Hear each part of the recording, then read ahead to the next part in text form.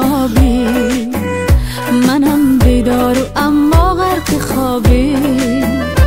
اگر دورو بری دنیا بگردی، مثالی من چونین عاشق نیابی. بیا به قصد دوری، به پاداش صبوری، نکن که از دل من دل ببوری. بیا شب باران و دامانی بیابان، بیا از دل ببر هوای هجران.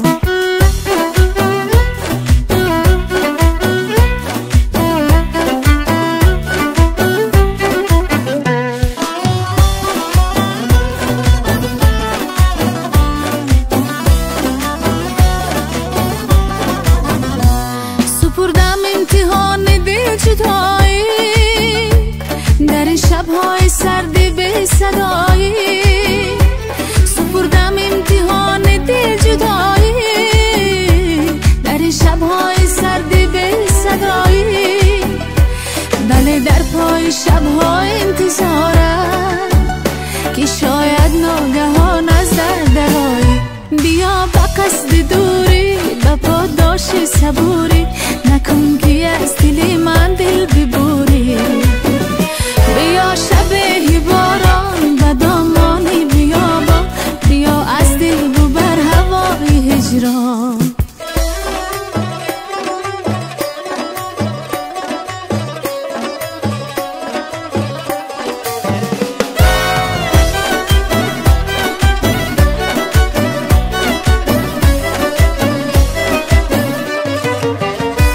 تپش‌های دلت را هم صدایم، اگرچه مدت از تو جدایم.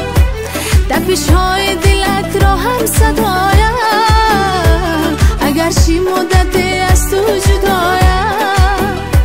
میان این همه مردمی عالم، عزیزی و عزیزی از برایم.